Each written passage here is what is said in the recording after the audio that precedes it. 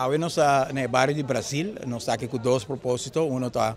si visita ne casa de Brasil e Rui Cochi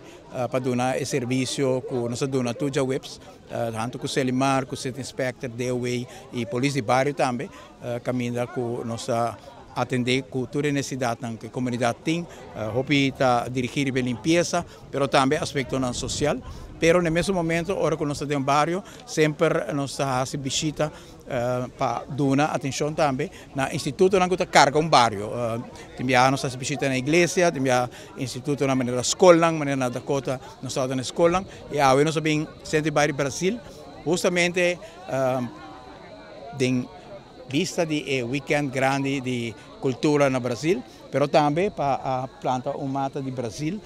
que está mata com uma história bem larga. Mata Brasil, tempo que a Europa está em vegetação, está fonte bem importante de palo. Lamentavelmente, colonista no tempo a utilizar hopi de nos mata de Brasil para trazer boto, para trazer mueble, hopi vezes como carvão também, e se é assim, que nós perde a parte grande de vegetação de mata de Brasil, e nós temos programa de reforestação, e tem programa de reforestação, nós estamos um esforço para trazer back a mata de Brasil também, e uma mais bonita para começar com a reforestação de mata de Brasil, aqui no Brasil, junto com Centro Bairro Brasil e o senhor Chico Harms Mes tem 27 de mata aqui na sua casa, que também está preparando para nos plantar em cada esquina de Brasil.